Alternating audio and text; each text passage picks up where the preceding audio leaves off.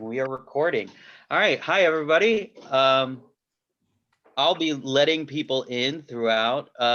So welcome to this working dog version of our virtual behavior chat.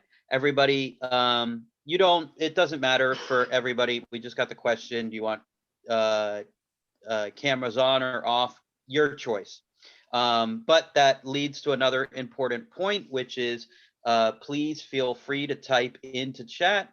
Otherwise, we have Steve White and Dr. Susan Hazel here and myself, Eddie, and we'll take it from there. This is going to be pretty informal, but otherwise, everyone can type into chat and ask questions, and I'll let Steve and Susan take it from here. Oh, now throw it up to two people and we get to decide who gets to go first. Is that it?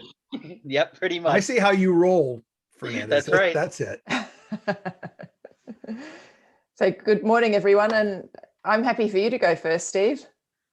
Well, I have nothing to say other than I'm excited to talk about the conversation topic points that we had about training in field settings versus in controlled settings, and chaining and chain schedules and detection and stimulus control. And I see in the crowd, we've got some people that are doing detection, either in the sports setting or otherwise. And I know there are people in here that do a lot of work with chains. So this ought to be fun. That said, life is not a laboratory, and I'm going to leave it at that and throw it back to you two. You're jumping already into one of our main talking points, which was about training in the field versus training in the lab. So we could broadly say it. So, but that's a really relevant point. So I'm going to shut up and let Susan comment from there. My comment would be, so my contributions are less around the nuts and bolts of the training itself, but more around the context of training. So taking it from the laboratory, taking it from the field and taking it into the real world. So I've been involved in a project here in Australia where we've been training detector dogs to detect people infected with COVID-19.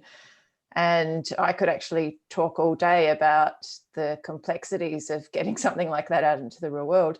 But I suspect a lot of you are here to learn a bit more about nuts and bolts of training first. So we are playing ping pong here, aren't we? Because I'm ping ponging it back. If you want to start with the chaining.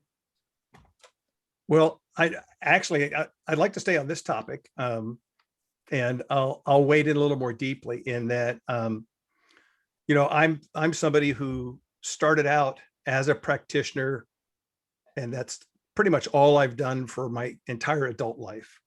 And then about not quite halfway into my career, early in my career, I kept saying to myself, there had to be a better way.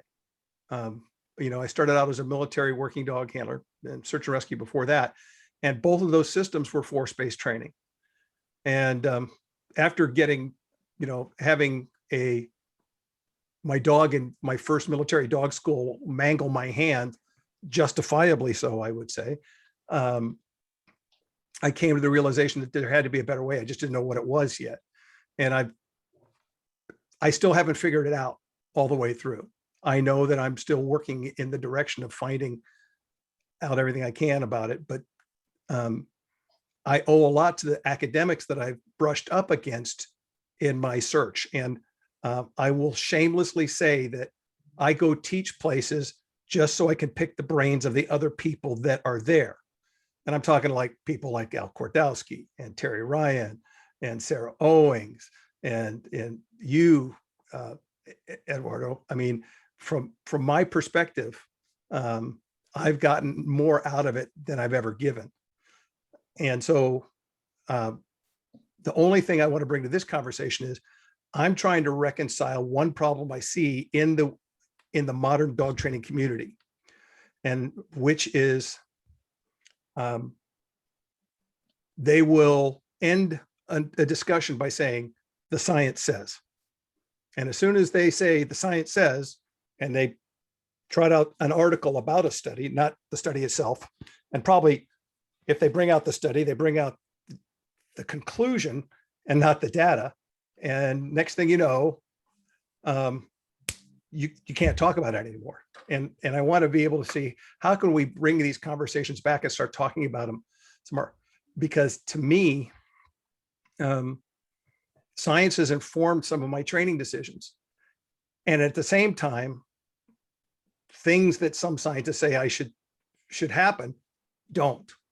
Like the dog, you get them out in the real world in more complex situations, and all of a sudden it isn't exactly the way it was predicted.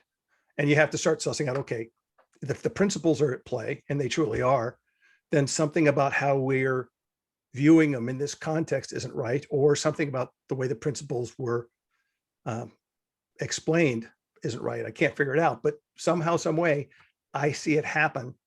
And then now I got to come back to you guys and say, how do I reconcile this? How do I go about validating the work that I'm doing other than the results, because that's purely anecdotal. And here's the scary part. The courts will say that they want scientifically valid methods. They have a couple of different tests that they use in the United States. In the end, all they care about is with that individual procedure or that individual dog, can they replicate it? Doesn't mean if anybody else can replicate it, but if their results are replicable and they've been proven, they're going to accept that testimony in court. And that's a different standard than you're working with, Susan, for your COVID detection. And it's a different standard than maybe Eduardo has worked with when he's working with search and rescue dogs. And I know, for example, it's a different standard than Al worked with when he was working with service dogs. And we won't even get into the broad range of people. I see Donna's here, so we've got another service dog person. So part of this conversation for me is clearing it up. Like before we started, Eduardo and I had a conversation about fluency and the definition of fluency. And, his definition of fluency makes perfect sense to somebody working in a lab and in a number of applied settings, but it falls short of what I need operationally when I get to the point where I have a dog that's actually out there doing the work in a different environment every single day, under different conditions most of the time, facing a lot of adversity, and then expected still to perform through that. And so I'm trying to figure out how I reconcile that. How do I make an operational definition of fluency that works for me, yet the behavior, the behavior analysis community will accept.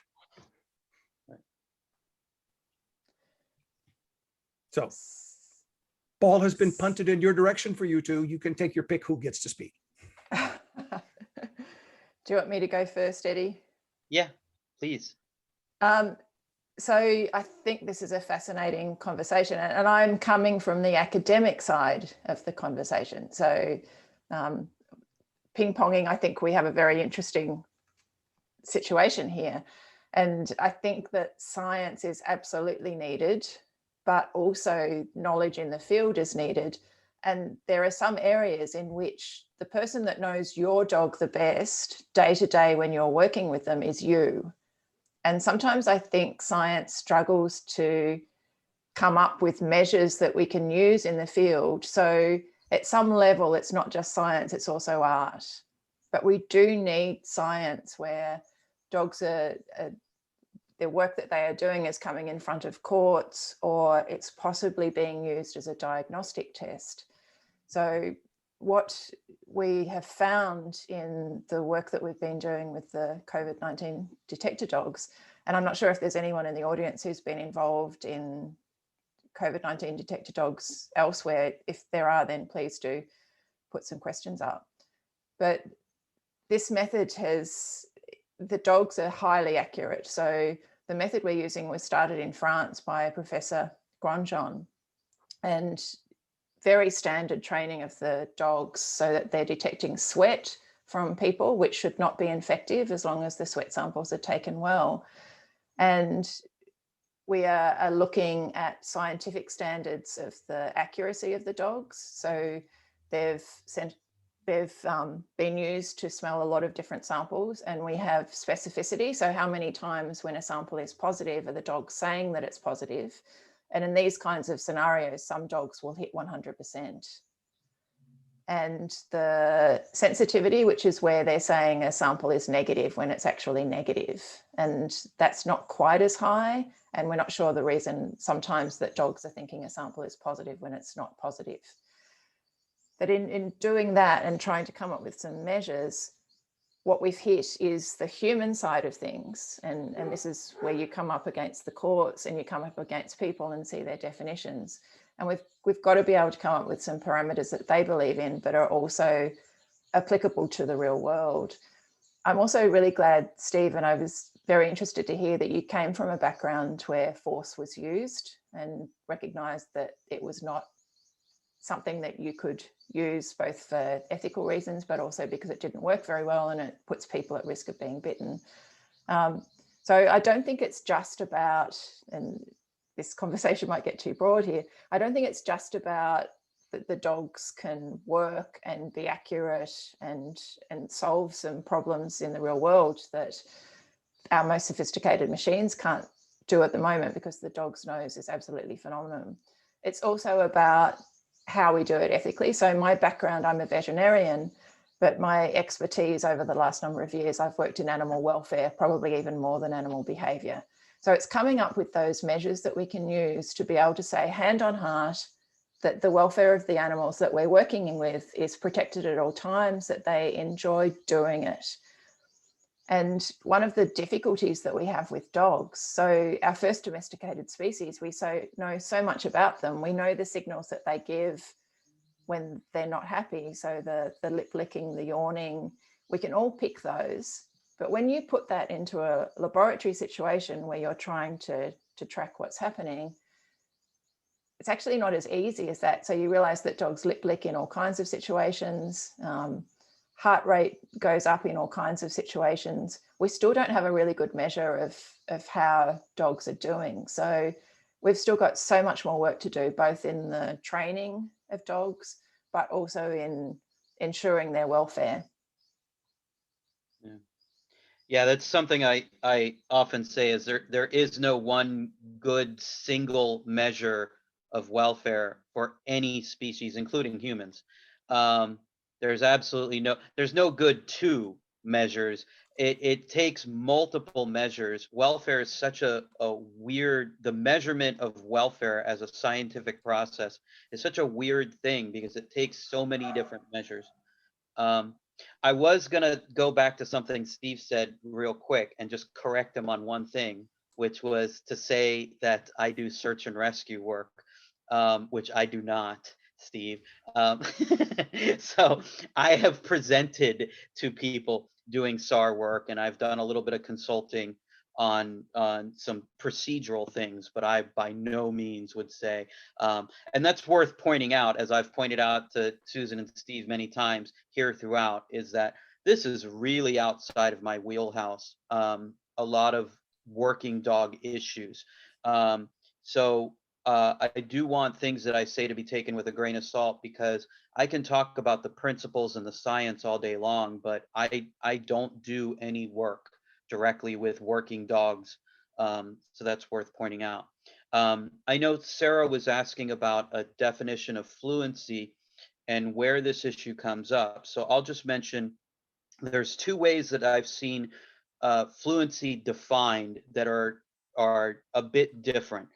So within the behavior analytic community, there's the standard acceleration or precision teaching community.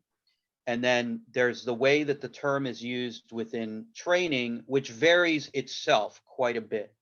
And I can let Steve address the latter, but I'll just talk about within the behavior analytic community in standard acceleration. It is specifically defined, going back to Ogden Lindsley and all of the standard acceleration community, so acceleration charting and whatnot. fluency is specifically defined as rate over time, which means it's defined as response over time over time. What that means practically is that fluency is speed plus accuracy. So it requires speed, which means you have to train to speed. So if you've done any type of standard acceleration tasks, or you've worked with any standard acceleration community people, you'll see they're always training for how fast you can do something. Training is always, and testing of fluency, therefore it requires speed. So that is to say, if I gave you a question and you had infinite amount of time to answer it, you can get a score. You can answer it 10 out of 10 times correctly, 100%. You are accurate, but it doesn't mean you are fluent. That is the subfield of behavior analysis, standard acceleration, precision teaching definition. The way that I've seen it used in the training community is to identify accuracy, like really good accuracy without a component of speed for either training or testing. And in that case, it's not clear whether it's just so if we're just talking about really good accuracy as opposed to accuracy, then maybe we need a better definition, a better operational definition of accuracy, rather than using fluency to redefine accuracy in terms of it. But that said, there are also components of this that Steve can come back to. And I think that's really relevant for working animals in general, when we start bringing speed into this component as well. So maybe there's some need for using fluency as it's more traditionally defined for working animals, because there are speed requirements, right? Well, there are a variety of requirements besides speed. You've got for us too, there's stimulus control, because it doesn't matter. Right. If you're just having a pigeon or a chicken peck a key at will, then there's no need for stimulus control. It's just banging away, and the rate over time makes perfect sense. But if I have a behavior where I need to have it under stimulus control, because the last thing I want is the dog who's been taught to bite people and pull people out of hiding to randomly decide now is the time for a high rate of behavior when I'm walking through a crowd. That's probably the point where you don't want that behavior to have at will control. So we have to, as a part of it, stimulus control is separate from fluency, but I can't get stimulus control until I get the behavior relatively fluent. And for fluency, I look at it under 6 and arguably 7 dimensions. So I look at it as being accuracy, as you described, but because stimulus control is involved, I've got latency, because the rate at which the behavior occur has 2 factors. One is how quickly the animal responds to the cue, and then the other is the speed with which it responds, and which, by the way, also is intensity too, because if the pigeon doesn't peck the key hard enough to actuate the switch, that peck doesn't count, and your graph will reflect that. So it's baked into the definition in that consideration. Is there's an intensity quality, and you can argue whether that's part of accuracy or not. The civilian training community has kind of latched on a definition of accuracy as having to do with the topography of the behavior, the physical shape, the form, what it looks like. And then I've got other behaviors where rate is your enemy. And those are the ones where I need long duration, where I need a dog that will lie down and stay there in one spot while I attend to something else. I'd commit some form of police work over here while the dog is attending to something right there. Or if he finds a gun, we're on a track looking for somebody and he finds a gun in the bushes. I want him to have enough duration to stay at that thing until I can make sure that it's there and it's safe for us to go ahead and collect it. And I don't want him moving on with the track or molesting the object. And then I've got another factor to concern is distance. This works, I need the dog to perform at my side, but also away from me, at the end of a 30-foot lead, or as far as away as 100 yards for our certification tests, which we don't really do on the streets, but it's one of the things that they put in the test that you have to do. So we have to have a dog that will work at 100 feet. Those are factors. And then another piece of this is the ability to perform in the midst of distraction. And that winds up taking us to the final one, arguably the seventh criteria is, can they do it anytime, anywhere? And that's environment. So under all circumstances, can you get this? If you can't, what are the limitations? How fluent is it? My high school French is nowhere near fluent. If I had to survive in a French-speaking country, I could probably fake it and get by, but I'm not going to be able to do it. I'm that guy you talked about. If I had infinite time to do it, I can do it, because if any true native French speaker is speaking to me, the first words are going to be to ask him to slow down. So as far as I'm concerned, operationally, when you get out in the world, the traditional definitions of fluency that we understand are, does it work where you need it? Period. Do you have all of these pieces fit together where you need it? And I've got if we get to a point where we do a screen share, because we've got a request up on it, I can throw it up there and you can see the form we use to capture this and assess fluency. When we're building behaviors, when we're assessing them for remediation, and when we're deciding on doing something new and we're saying, is this going to work? And we wind up realizing that the definition that you have for the behavior is far more important than what anybody else thinks. It's how you define it is whether it's fluent or not. And the definition is always based on operational need. And then we work backwards from there. That's a long way around that question. Yeah. So Steve, that I can imagine that every parameter that you've mentioned there are all important, but they'll all have their definition. Could I just pick up, and you finished with it, the behavior itself, defining the behavior itself, because people who work with sniffer dogs in airports, sometimes the biggest busts that they've had are where the dog gives a very subtle signal that it thinks there's something there, but it's not sure. But if you had a definition, for example, of a passive sit, and you wrote it down on paper, the dog would not be behaving in that way. How do you cope with that grayness around the behavior itself? So we have two definitions. So when you're dealing with a scenting dog, that phenomenon is, it is so common that it creates all kinds of nightmares for us. And in a perfect world, the dog would always have a perfect sit, life would go on. And I call that the report behavior. The behavior chain is search, locate, and report. Search for any whiff the odor you can find, locate the strongest concentration available to you, and then report to your handler that you found it. And that reporting behavior that we choose to use for, let's say, explosives or drugs is a sit. When we're using tracking dogs to look for items of evidence handled by somebody, we use it down. So whatever your report behaviors, you report it. However, the way scent moves, there are times when a dog can't hit a threshold where it feels confident. This is the strongest point, and you see changes of behavior. So we have a systematic way of teaching handlers how to read those changes of behavior. And then they can report that they have seen the dog's change of behavior. And they will call that an alert. Now, other places, alert means report. But for us, we've defined it this way. An alert, in other words, I'm alert to that. What is going on? And then my report. So let's say we're having a conversation and I go, and all of a sudden something appears in my screen. I see that. I've alerted to it. And then I go, hey, Eddie, is that a glass in my screen? Does that look like a glass to you? I'm reporting to you that I found something. And so I make a distinction between the alert phase and the report phase.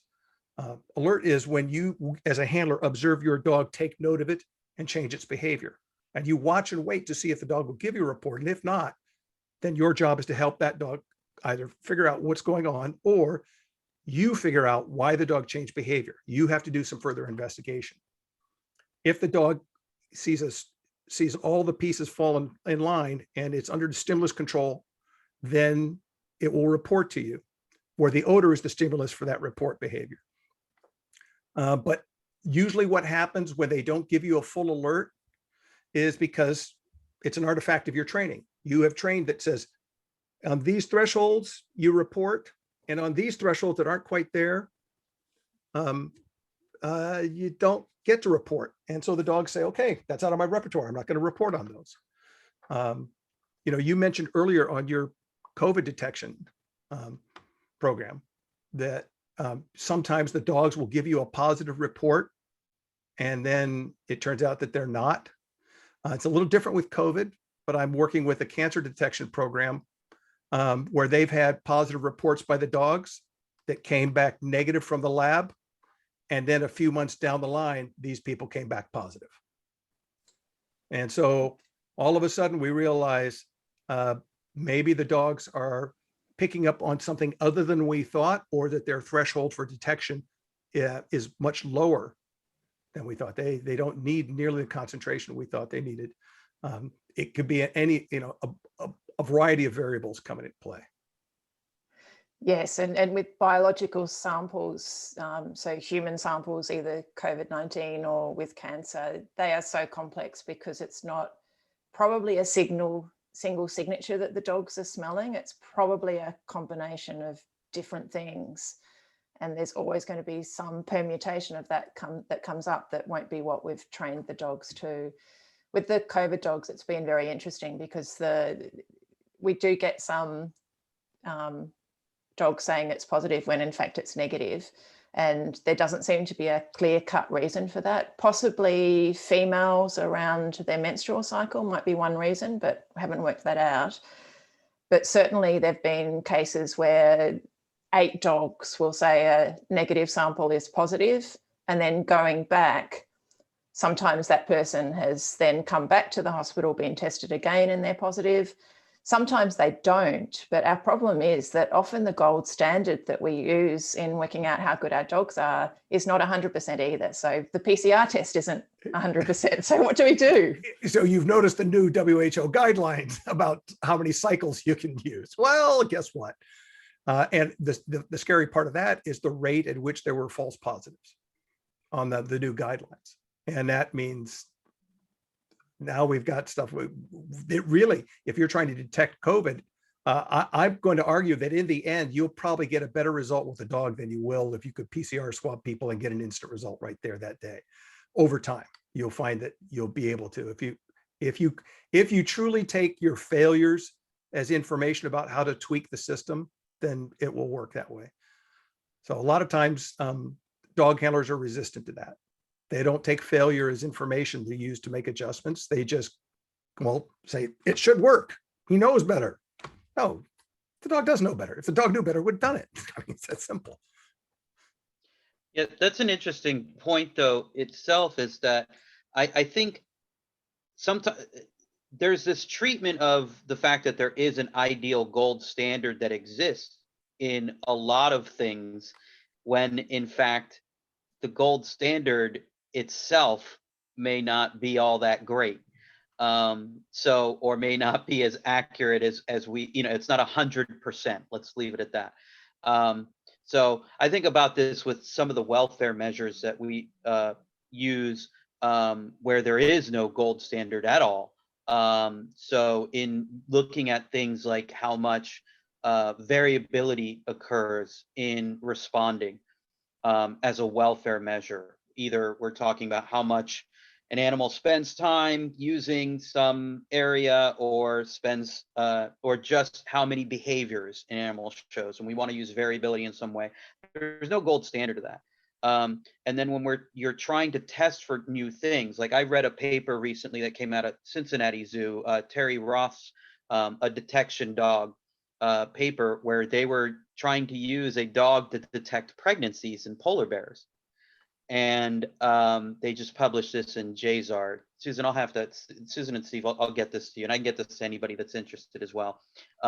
So they were testing, and it turns out it's one part of the reason why they wanted to get the detection work going was because it's so hard to identify when a polar bear is pregnant through any means. And then it turned out they were getting some of these type 1 and type 2 errors. So, false negatives and false positives, that may not have, they're not sure. They were not sure if they were, in fact, was the dog being more accurate or than they were giving it credit for. So they were running through some of that. So that seems like that's another place where you get some breakdown too, is this expectation of, hey, if we just had this amount of control, we would be able to understand, we would get 100% detection. When the parameter is that, is that a valid gold standard, especially for tests that you may not know, so new tests coming about. So kind of sending this back to Susan with COVID testing, where you may not, what is the gold standard in that sense? How do you know whether it is accurate or not? And then what do you test? So the best test that we have at the moment that the health authorities want us to compare to is the PCR test, which we know is not 100%. Right. Experimentally, why? So from a scientific perspective, what we're doing is we're matching up with another test, which again is not 100%, but if we can compare with two, then we at least have a better idea. And then if we can, we follow up with the ones that are consistently the dogs think is positive when it's not positive on PCR. And in the ideal world, we could get back to that person, retest them, ask them lots of questions and find out what's happening. The other complexity in the real world, though, is that for all of this, when you're in a pandemic situation, we need to get both human ethics and animal ethics in Australia. And the human ethics that we get is so stringent with how you can contact participants, how often you can get samples from them, that's a lot easier said than done. So this is an interesting area, Steve, where we are working with, so Australian Border Force have been very much behind the project, and things that they've been able to do without getting human ethics approvals. Now we're suddenly in this arena where the dogs are doing the same thing. We're actually only getting sweat from people. So it's not something that we're getting blood tests. It's not taking them a lot of time, but the ethical process that we need to get through to do that, I can't tell you just how arduous that has been. I can only imagine. Believe me, it doesn't help that everybody's putting insane time pressure on people to get these things done. If you're going to be methodical about your processes, they take time. And unfortunately, everybody wants this thing done last year. Yes, and it's been interesting. So we are so fortunate in Australia that we've had so few COVID cases compared to the rest of the world. In some ways, I think it's made it a bit harder for us because the Australian government are so risk averse around getting any cases, so a single case out, that they're likely to say no if they think there's anything above a 0% risk. And everything that we do, you can't say there's a 0% risk. So a lot of the samples we've been able to get have actually come in from overseas for that reason. Yeah, I was just going to answer. Whitney asked a question about polar bear pregnancy, and I'll just mention really quick polar bear pregnancy. And this is the little bit I know. It is a wild ride. Let's leave it at that. There's arrested development that happens where there's implantation and then there's a stopping of growth that happens. I don't even remember what the length of period of time is, but it's something like 2 or 3 months before there's so I'm probably not even going to use the proper terminology for it. It's crazy. Yeah, kangaroos have some weird, marsupials in general have some weird stuff going on. And I'm sure Susan would provide much better answers than I could on this. I can just speak a little bit to polar bears, but that's part of why Terry Roth and her group that does a lot of conservation related work out at Cincinnati was looking to train dogs to get to try to get better accuracy for detecting when polar bears were pregnant. And it turns out they got a lot of mixed results, and they spent a lot of time talking about why they potentially got mixed results. Well, if you haven't got good samples to work with, where you have clear information about whether they are or not positive. Yeah. I gather, were you working with urine as the medium, as the sample medium? Was With the I? polar bears, with the I polar was bears, not. This is were a they study. working with Yeah. urine as the sample medium? They were working with fecal samples. And yeah, and let's be clear, I was not involved. This is I'm trying to remember the group, Terry Roth's group out at Cincinnati Zoo. It's their conservation research group. They do a lot of uh, frozen zoo stuff and things like that, conservation related work.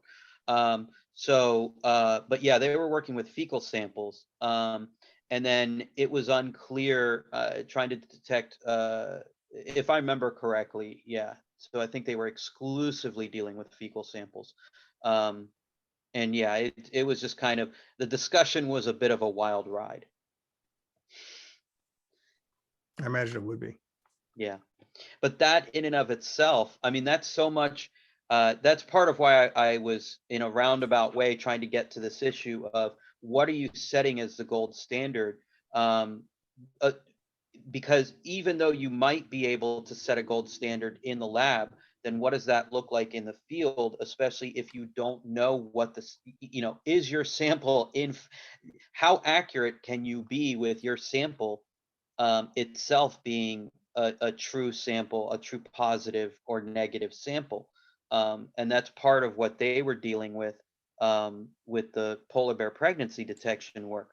But if you're working with relatively new fields, and so that's what I would imagine, as Susan was mentioning, and especially when you're really interested in making sure there are no no false reads, or I mean, both Susan and I know this far too well, how strict the Australian government has been in letting people in the door at all. Where going on a year now of waiting to get me over there. Well, there's COVID and there's riffraff, Ed. I mean, come on. There's that too, right? So, yeah, so there's been a pretty strict protocol for this. CREW, thank you. There we go. CREW is Terry Roth's group, and we have a link actually to the CREW.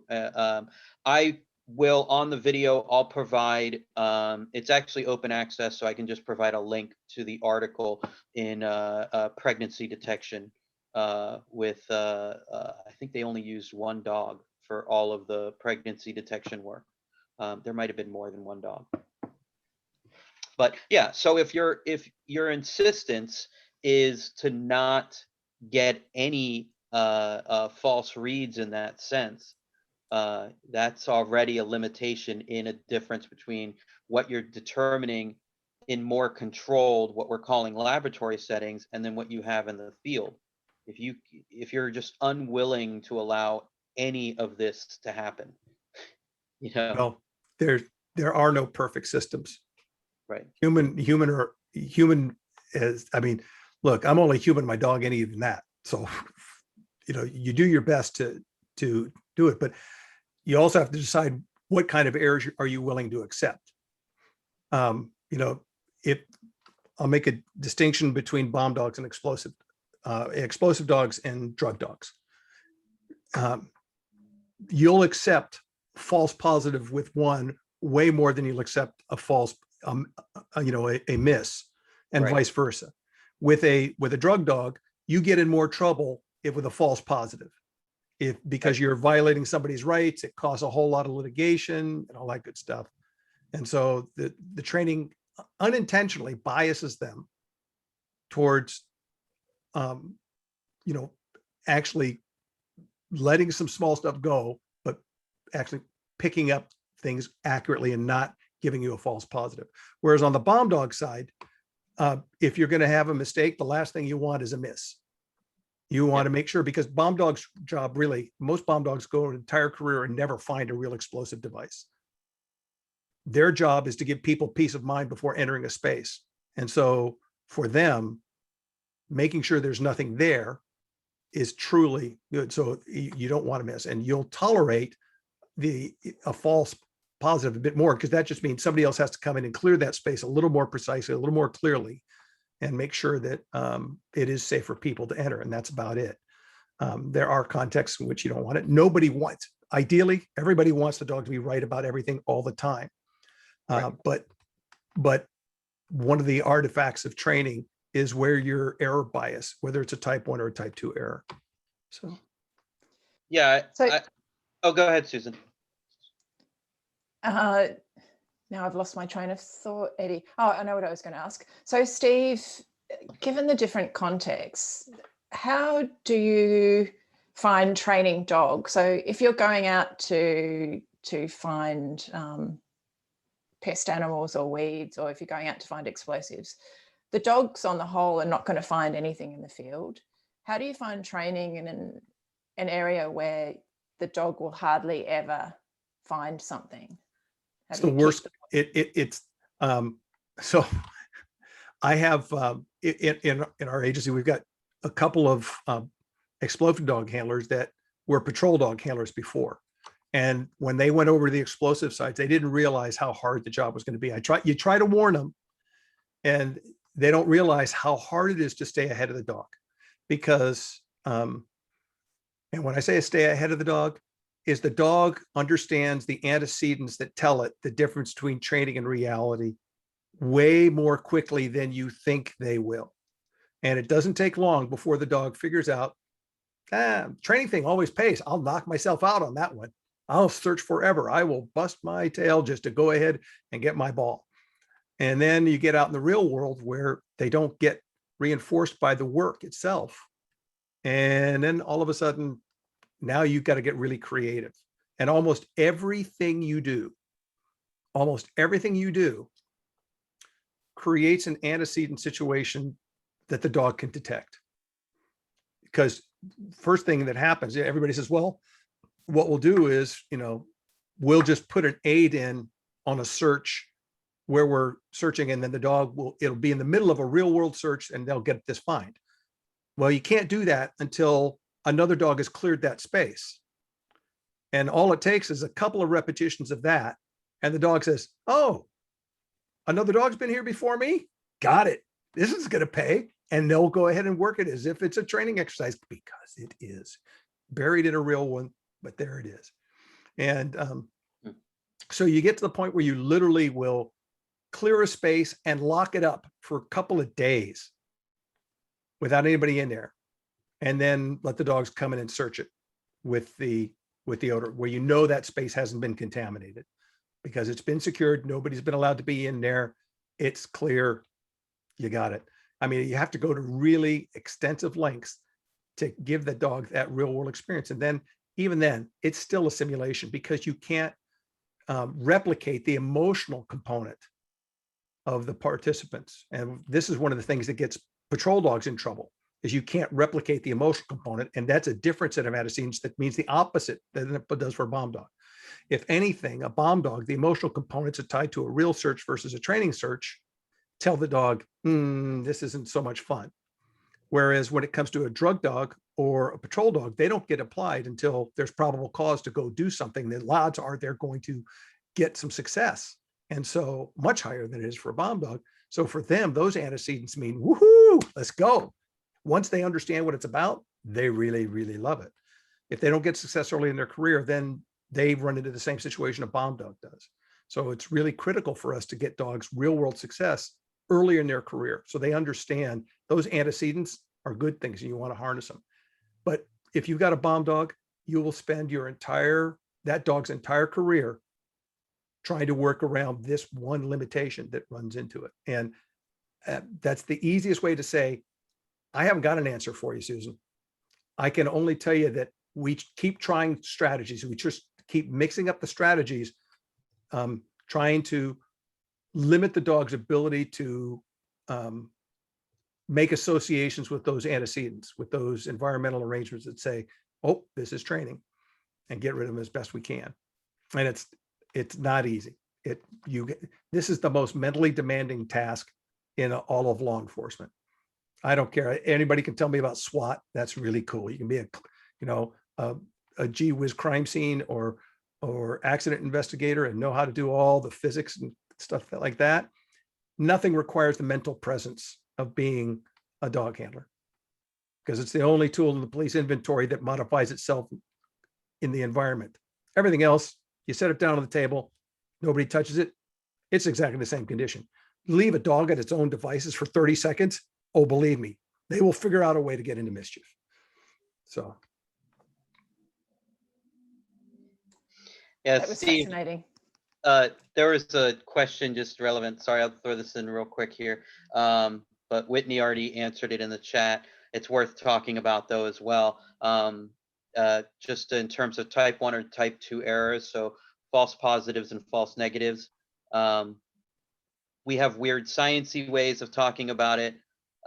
Lawyers and there's legal examples that are often used for, letting, but I'll let you talk about it with respect, because it's really relevant for detection work, right?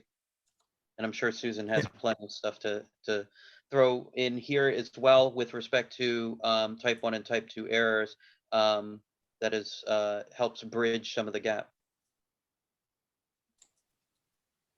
So the type 1 error is what, so I was talking from, it depends on what discipline you're in, what things get called. So when I was talking about the diagnostic tests and the sensitivity, that's a type 1 error. Correct me if I'm wrong, Ed, because I'm...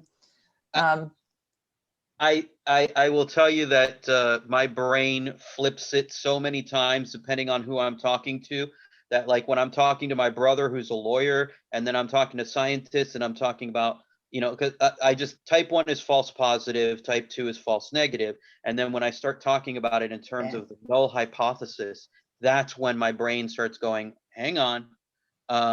So that's because type 1 is the null hypothesis is true, but you reject the null. So that's the it should have been the 95%, but you got a 0.05. You got something below a 0.05. I think I just said that the right way from a statistical probabilistic perspective. But that's why I wanted to leave this to you and Steve, because I didn't want to start giving out misinformation here on top of everything else, and keep it in the ballpark of how it relates to detection work.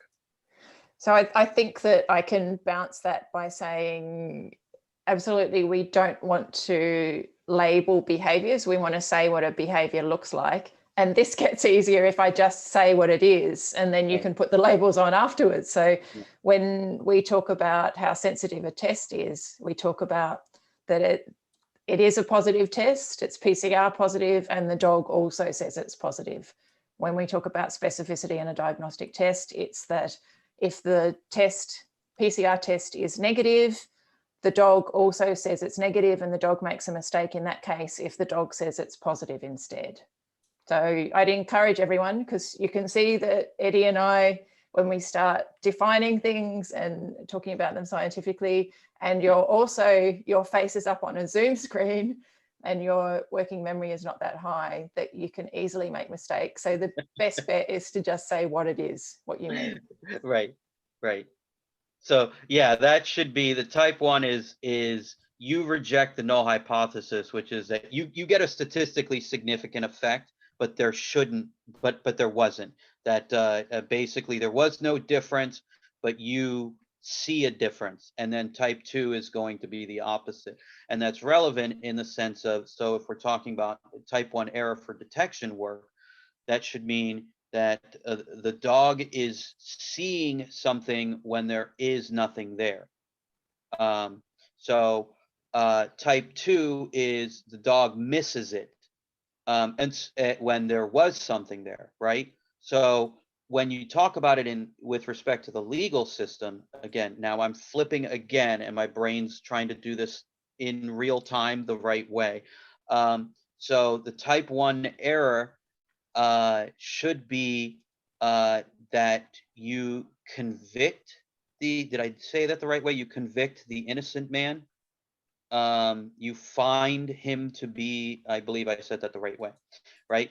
Whereas the type 2 error is you let the guilty man go free, I believe, and that's why so the relevant part here, that's regardless, is that depending, as Steve was talking about, depending on the kind of detection work that you do, and this is where signal detection theory becomes really relevant, and behavioral principles and how you apply different contingencies.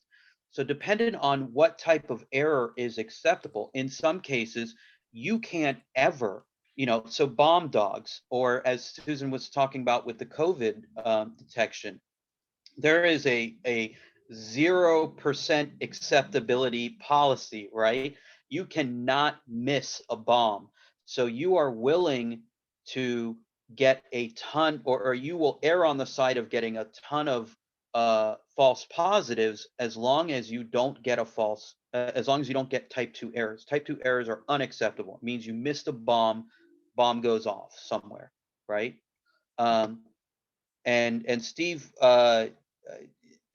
you're going to do, I mean, going back to your example there, where you have a lot more permissibility, as you were mentioning, with drug detection. So that's really, now, how does that work in terms of applying contingencies, and what's the different training? So I think that's the relevant part that I'd like to know more about as well, is, Steve, based on what you're doing, when it's acceptable. So the bomb dog, how does that differ in training for bomb dogs versus drug dogs? You're always trying to work towards perfection, knowing that perfection is an unattainable goal. Right. All right. So that being the case, you're always working towards it, but realizing that, and sometimes it's a conscious decision, sometimes it's not. But what will happen is that your training approach will vary based on the consequences of the false positive versus the miss. The consequence of a missed drug detection is some dope is going to get out on the street. The consequences of a missed bomb is a bunch of people are going to get blown up. Yeah. Consequences of a false positive, of a false hit on somebody who doesn't have drugs, is you're going to get a big lawsuit. And you're going to, your department's going to get jammed up. You're going to get jammed up, and you're going to deprive somebody of their rights. I mean, you just don't want to, you don't want to give people that bad a day because your dog made a mistake. And so Right. What happens is, when the dog is going through the shaping process, you try to, if you're a conscientious trainer, you try to shape them in such a way that, that they don't get to rehearse mistakes at all. Ideally, errorless learning is the way to go. I kind of hang with Bob Bailey in that I think that when it comes to real world training, you can only hope for less error learning. That errorless learning really works well when you can control a lot of variables, but when you get to out in the real world, all of a sudden it starts getting really messy, and all you can do is hope to reduce the error rate, and also be able to harness the errors as a way to adjust your procedures so that you're going to make even fewer of them moving forward, or that particular dog will make fewer of them moving forward. And what happens is you start making finer adjustments for the type of error you can't afford, so that the dog gets more and more success with that in that direction. You buy it, so you unintentionally or intentionally bias your training so that the misses for the bomb dog are weeded out, and the occasional false positive gets in there. Nothing bad happens to the dog, and you just continue moving from there. And if you're training a detection dog for drugs, it'll go the other way, where you'll get the occasional, if you get a miss, you're going to make your procedures a little more fine in trying to avoid the dog making that mistake. So it's rehearsing the behavior you want as much as you can. And then if they get the occasional miss, oh yeah, believe me, somebody's going to be buying somebody else's beer for that. But in the grand scheme of things, it doesn't have the consequence that the false positives do. And so you start to learn. The dogs are capable of tremendous sensitivity. There are corrections agencies that literally will take transference off of a fingerprint or thumbprint onto something handled by a person. And that's enough to write a disciplinary note in the corrections environment. So believe me, the dogs can handle it. And my one real world bomb alert that my dog had where I said, oh, this is the real thing, is because I had two dogs, both alerted to the same package. And this was the summer after 9/11, where I was checking pallets getting loaded onto a cruise ship. And first one dog hit it, full report, sit from the downwind side. Took me 3 pallets up, right to it, bang, sit. Second dog, I bring around from the upwind side to see how he's going to handle it. He goes by about 1.5 feet, comes right back in, bang, sit. Okay, then they bring out a security officer with a hand wand. He hand wands the box, which, by the way, has been opened and resealed with brown packing tape. That winds up being hot according to the hand wand. So then they ship that pallet off, call the bomb squad. As I'm searching another one, we get another box. It's been wrapped up with the same brown packing tape. Both dogs hit it. Hand wand hits it. That one's set aside. And at that point, eventually we find out, after the packages were handled by the bomb squad, that those packages were wrapped up with tape. It was a ship-to-ship transfer of parts for the computer parts, and it wasn't on the manifest. So that made people a little worried too. They were from Hamburg, Germany. That made people worried too. It was wrapped up. They were opened and reclosed with the same brown packing tape. Well, it turns out that brown packing tape had been on the sending ship's pyrotechnics locker. So they happened to have this packing tape in where they put their emergency flares. And so it picked up, just from being in that environment, it picked up enough odors that the dog and the hand wand hit it. So yeah, their sensitivity is pretty good.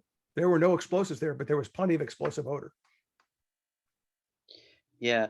Let me I'll point this out. And by the way, there's a really cool thing that you're mentioning. And please, Susan, please just tell me to, well, I know you're never going to tell me to shut up, but please interrupt me if I go on too long. I feel like you have something you wanted to say. Maybe I should just let you say it right now before I jump into a mini story. No, I actually didn't. I might have been, I'm standing up at a sit-stand desk and I might have just changed my footing. Okay. I'll let you go on the story.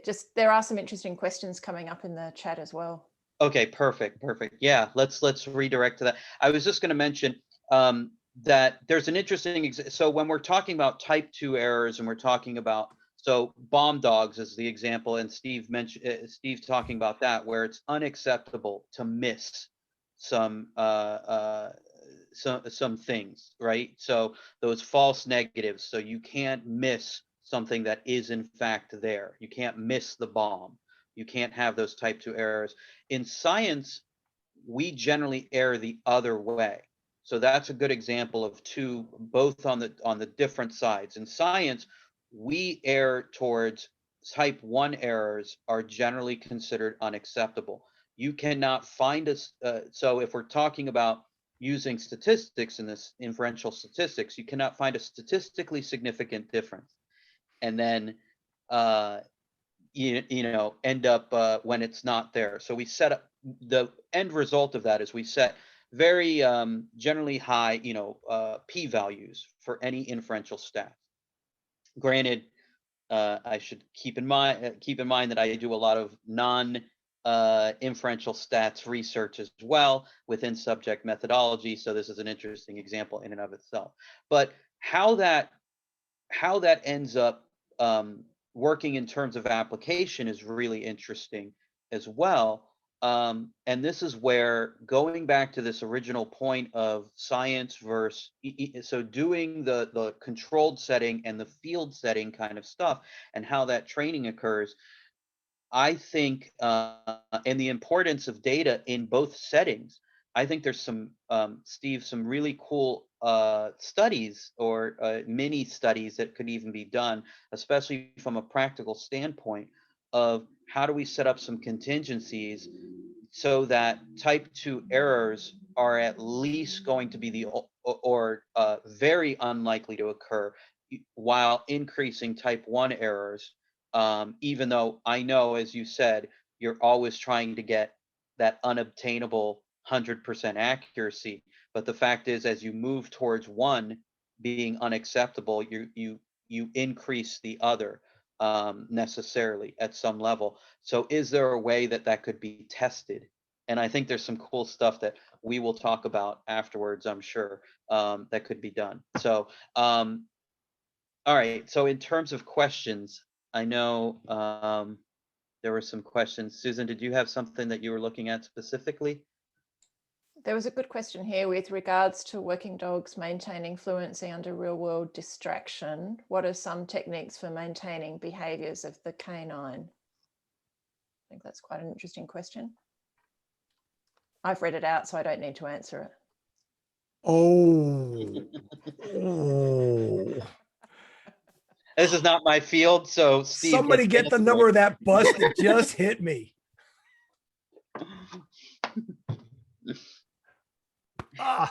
Okay. So the military, US military, particularly Army, has a motto that says train hard, fight easy. We're not out there to fight. We're out here to do work. So our motto is train hard, work easy. So we try to take what we find out happening out in the streets and then replicate it as closely as we can. Or I shouldn't say that, replicate. You can't replicate it. All we can do is simulate it. So we try to simulate what's actually going to happen out on the street and then dial it up to 11. So in other words, we try to take our best synthesis of what, our best simulation of what can happen on the street, and then we overdo it. We try to throw more stuff than you're actually going to see. And the idea is that way, when it dials back down to the real situation, that probably has less of this synthetic intensity that we give it, but more of the real emotional components. Because I can teach a dog to engage a criminal suspect that wants to hurt it. We can train it, but everybody who trains that dog never has the true intent of wanting to hurt that dog. Everything is built around them building this dog up, and nobody has that emotional component. And there's plenty of evidence to indicate that dogs can detect emotional state through changes in the person's physiology. And all the participants are involved. So what happens is the handler's own stress about the event becomes a discriminative stimulus saying, this is the real deal, and it means X, Y, and Z is going to happen.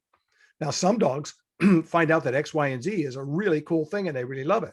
Other dogs find out X, Y, and Z is kind of scary and I don't know if I really want to go there.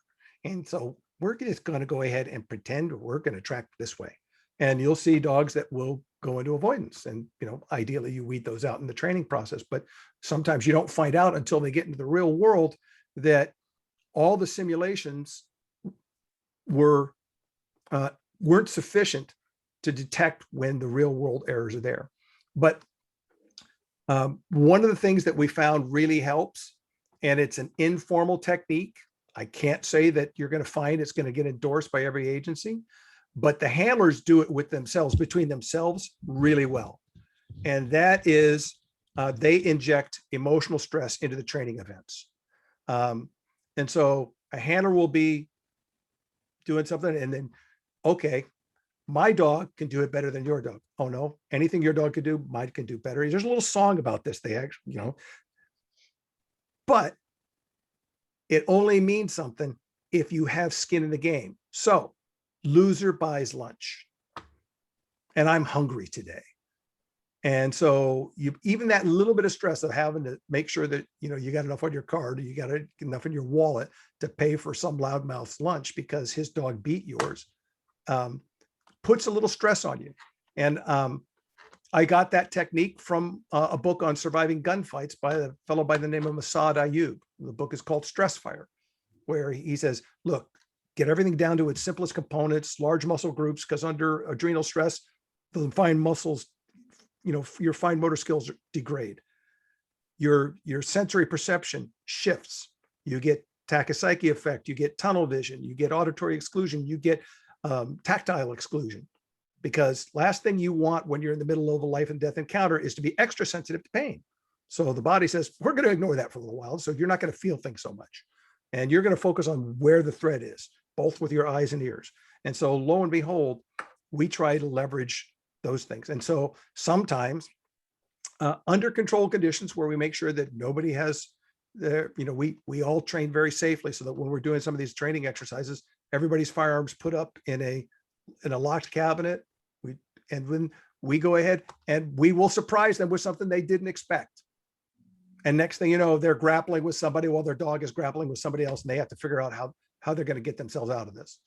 And everybody still knows at the moment that everybody there is for their benefit and is trying to help them out. But that moment of surprise sometimes is picked up by the dog, and you'll see the dogs react differently than they would in a little more structured training environment. And then we can leverage it. Everybody at that point, when the dog gets that surprise, what we're trying to do is help them get past it. So I wish she was here. Leslie McDevitt is famous for her controlled and leash approach, which is, if you could write it in one sentence, is operate within the dog's limits. Don't go over threshold. Keep that dog beyond it, from going beyond its ability to manage its state of arousal. Knowing that we can't control the contingencies that are out there in the world, we intentionally push our dogs. We do most of our work exactly like that. And then we teach the dogs, go a little over threshold and then pull yourself back. Go a little over threshold, pull yourself back. Get that amygdala going and let the forebrain run the show. And you just waltz, dance back and forth over that line till eventually you push that line farther out. And it takes more and more to startle them, more and more to push them past threshold. And you gradually inoculate them to the stress, just as we do with the handlers by saying you're buying lunch. Oh no, it's steak dinner this time. Ramp it up,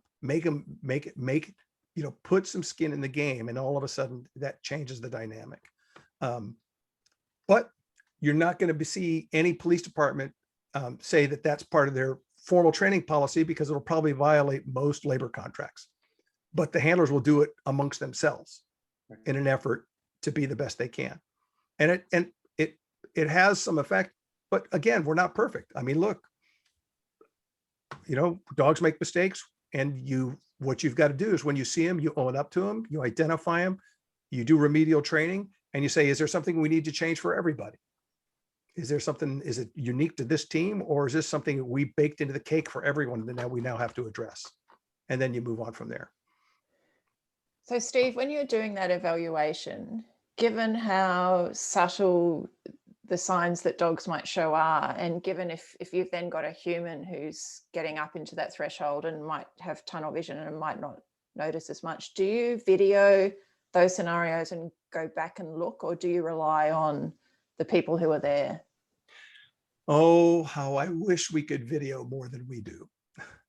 But unfortunately, because of the way video is handled in the department, it's pretty much you can't do, because every video you have, every piece of video you have has to be saved forever, even if it's useful or not. And that is just the way Washington State's public disclosure laws are. And so, we will occasionally do some video, but generally speaking, we can get a lot now because our officers are operating with body-worn cameras when they're in the field. So you can go back and get a lot of training value from real applications. So rather than seeing this in training, we look at this and then we say, okay, now how do we replicate this, or simulate this in training, so that we can give all of us the best chance of getting through this similar situation if we run into it. I mean, we just recently in the past month, we had an event where we said, time to tweak things, and we're going to go ahead and dial up a couple of procedures that way. So I have to say there are so many, and I know, Steve, every time we end up talking, when we get to hang out, there's always a billion natural experiments that I see, and I just go, we need to do these studies. Like, there's so many cool possibilities for looking at, even without necessarily having to change anything, just being able to look at what's already naturally occurring as different conditions, that we can look at that, take the data on that and go, hey, did you know that this is actually more effective than this? And be able to do that. And there, at some point, we need to do that. That's my main point here, is we need to get some, I know the logistics of it would be a bit tricky, but I think there's way too many cool studies. Well, that- before you jump into that, I'd love to see just extensions on some of the existing studies. Sure. I see entirely too many hats being hung on a study that I look at and I say, ooh, I have more questions than I have answers out of this one. And first off, my belief is science doesn't give answers. It just helps you frame the next set of questions. But a lot of times the next set of questions are begging to be asked and examined, and they don't get it. So I think the academic community places way too much value on novelty, just like the police department does when they promote people. You get props for doing the new bold thing, even with a finally, a well-oiled machine that's just running just fine. Somebody's got to come in and do something new. So it's human nature. This comes back to a point that you brought up earlier, which is an interesting and really relevant point about how research gets treated, and talking about differences between, field, being in the field and how this applies. I mean, this is at least directly relevant, and then being under these controlled settings, in that, when, like, for instance, when Susan and I, when we have our meetings, which I still have to attend via Zoom, because I'm still not in Australia yet, but when we have, there's weekly lab meetings that we have, and research gets mentioned all the time, and it is typically to the point of bringing up, what is the relevance of this, and then where do we go from there? So it's something that gets built upon. It's never treated as something that gives a definitive answer, nor is it treated as something that you can just brush aside if you find one flaw with it. It's, hey, okay, cool, we got this. Now that opens up this, this, and this. So exactly what you're talking about, Steve, about it generating questions. It does generate some answers as well, but generates a whole bunch of questions as well. And I see the way that, so you mentioned this about research being treated as if, oh, here we go, and here's your answer. And I've seen this happen time and time again when somebody, a new study comes out, and this is across, I'm broadly generalizing here, but a new study comes out, here's this study on X, and everybody says, oh, see, that's why that doesn't work. And it's treated that way, right? So this is a definitive thing that answers that. Whereas that's not, I don't feel that's the way that research is meant to be.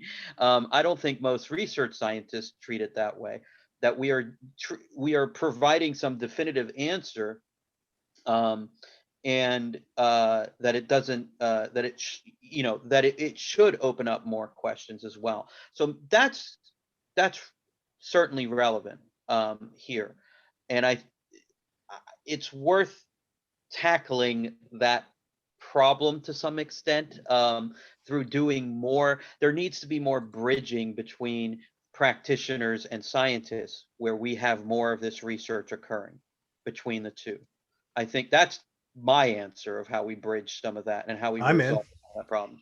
So when I propose things like, hey, Steve, we need to do this together, we need to get this kind of research going, I hope that is one potential solution, to dealing with that. Hey, oh, I've just got this, and that therefore that's resolved, and we don't need to keep talking about that. Is that no, that's not the way science works. That's not the way research works. That's not the way data works. So it builds upon each other. Yeah, it's like I said, I think it's the human condition. There's a lot of sophistry that poses as science. So people already have their conclusion in mind, and then they build something that makes it look like it's being proved.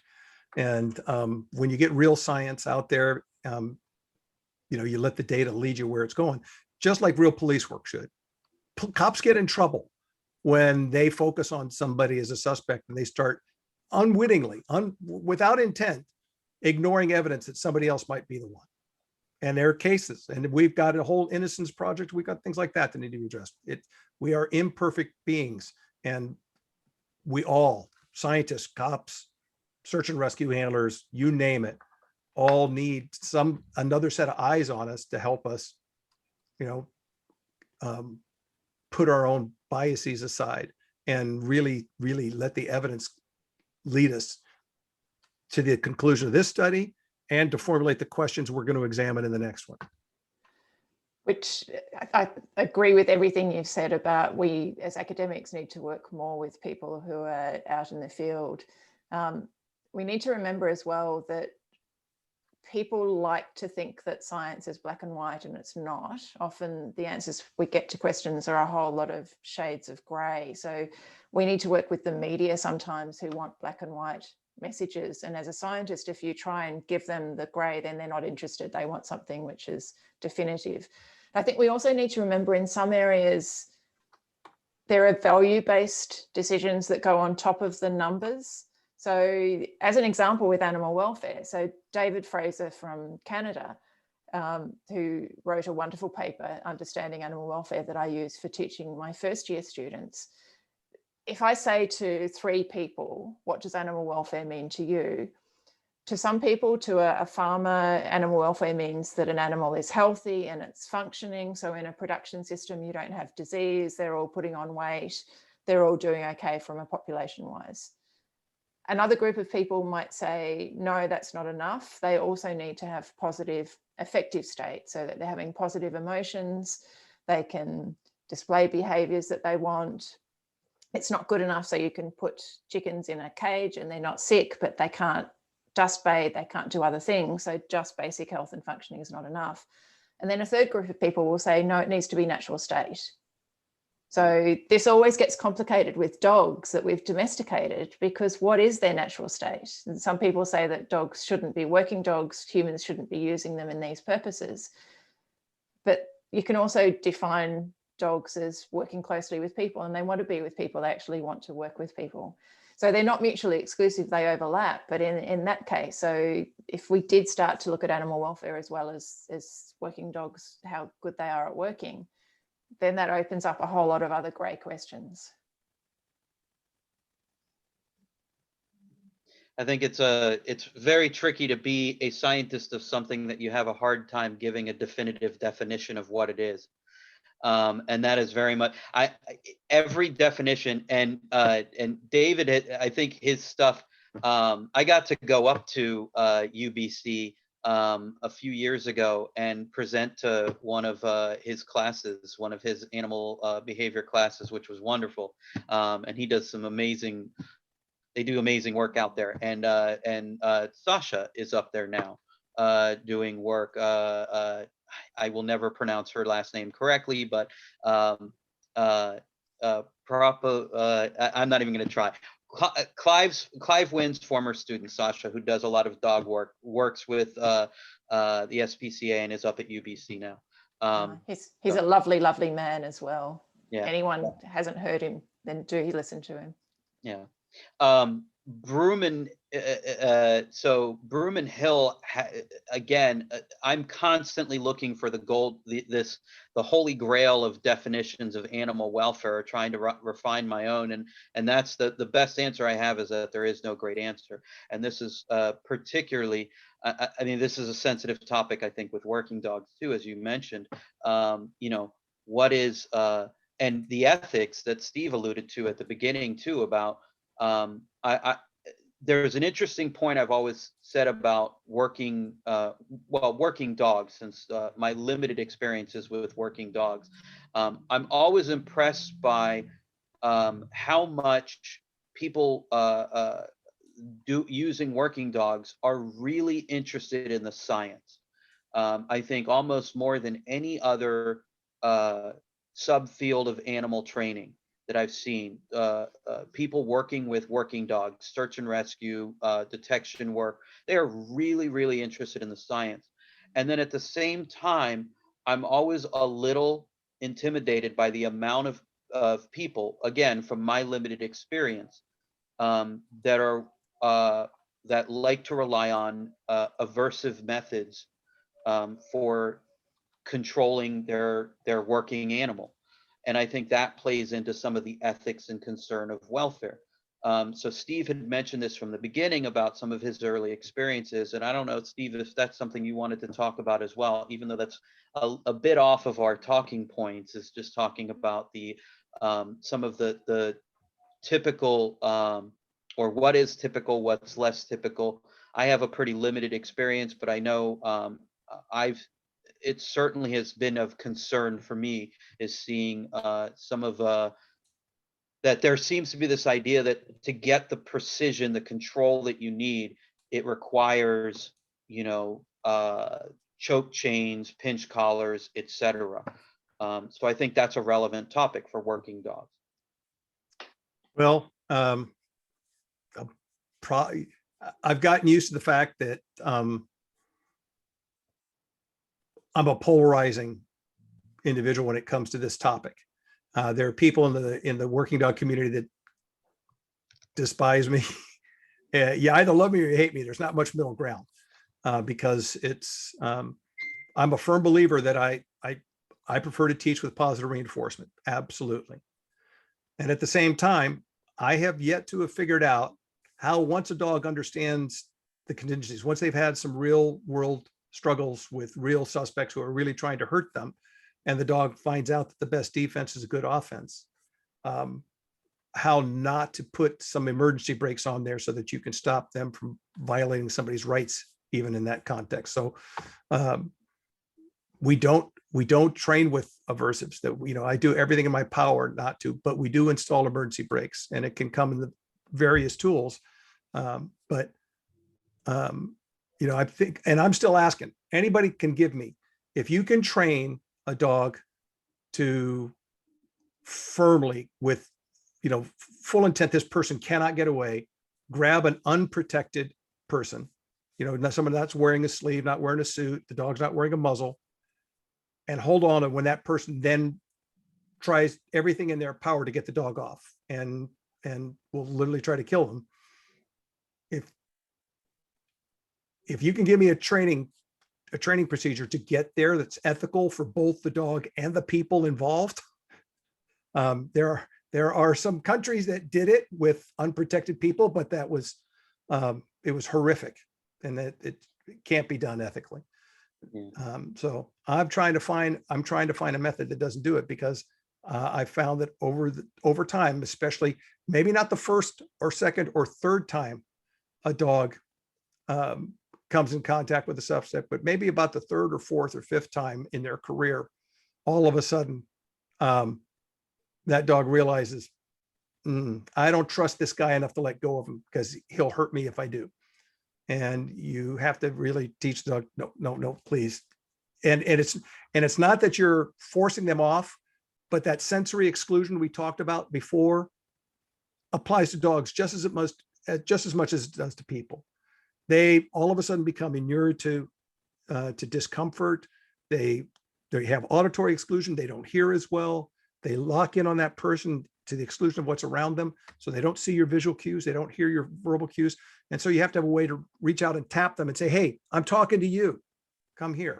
And so we'll use a collar cue as one tactile cue that gets through that kind of fog of war. We'll also use an electronic collar. And if you're lucky, you can do it at a vibrate. With some dogs, it'll actually take an electronic stimulation, but it takes something to get through that and tap them when they're in that struggle and get them out. Ideally, if you can get it right, they're on it so quick that they're on and off so quick it doesn't happen. But unfortunately, suspects don't always follow the game plan, and things can take longer, and that spins things up even more. And you do everything you can to make it as brief as you can, because your best chance of getting that dog to release quickly is to make the encounter brief. That means you have to quickly get the transfer of control from the dog to the tag team of officers you got with you that are your arrest team. It is not, the work is never done.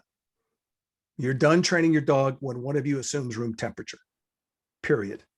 It's that simple. and you just keep going. And you're never going to stop. You're always going to find that your last deployment sets the stage for you to do some new training for your next one. And if you're a good handler, that's the way you approach it. If you are a good handler, and there's nothing that solves all of the issues that you've raised there are always going to be situations that get out of control. But this is where, talking of aversive methods, if you're a good handler and you rely more on the positive based ones during all of your training, then you're building up trust in that dog throughout that whole situation. And so if you compared groups of dogs that were trained using aversives versus those that were all positive, when they're put to that test, then they're going to pass that test more often than ones that are not. It's really interesting. If you're training to test, where it is just a simple structured things, you can fake it. It looks pretty good if you're relying on aversives. You can fake it, but when it comes to the dynamics of the real thing, all of a sudden it doesn't work so well. And I can't tell you how many times I've seen handlers and dogs that are at war with each other. Not meaningly, they love each other, but they are at war when it comes to the work. Where you see, the classic example is if the dog's engaging with the suspect and the handler approaches, the dog will try to circle around while maintaining a hold of that suspect, because he doesn't want the handler to come and get his hands on him, because he thinks, this is either the party's going to end or something bad's going to happen. I'm a firm believer that if you train with positive reinforcement, if you teach with positive reinforcement, and you really commit yourself to it, then if you do have to use an aversive, it is of way lower intensity, way less frequency, and is far more effective. It's that, I can't begin to tell you how rare it is. There was a time I had an electronic collar that went unused for so long, the batteries didn't work. It just outlived its batteries because it just never got used. But you kept it charged up and ready. You had the emergency brakes, but you never had to pull the emergency brake handle. That's a great life to have. But it doesn't always work that way. And you can see handlers that are where the dog. Let me go back to this. I'm going to speak in a general term. If you're training with aversives as your primary tool, and maybe not a primary tool, but as a significant piece of your training piece, Sure. Your training model, then you set up the situation where the dog is always trying to figure a way around the walls that you're creating that way, that aversive thing, instead of trying to figure out, how do I get the hairless monkey to say good and give me stuff? Because that's what they think their day-to-day life is training a human how to say good and give them stuff, or click and give them stuff. And our dogs get to think that the added icing on that cake is their best day is a day full of hide and seek and tug of war. And you can't beat the life of a police dog. They love every minute of it. It's really great. But if you start setting up these aversive roadblocks to them, they're going to try and find a way around. And if they can't plow through it, then they will sneak around and they will get in your way. They will trip you up. They will cause problems. They will, they'll realize when you can apply it and when you can't, and then they'll misbehave when they know you can't. Not that dogs trained with positive reinforcement don't do that, but they don't make it their life's mission to always find a way around it. But dogs trained with positive reinforcement make it their mission to figure out, how do I get this monkey to give me stuff? And that's a fundamental difference. So that when the aversives do come in, like I say, it's rare, it's less intense, and it's more effective.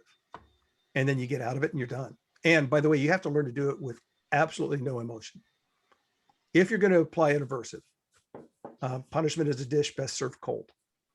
If your emotions are involved in this, you better stop your training session and get out of there and come back when your head is clear and your emotions are in check.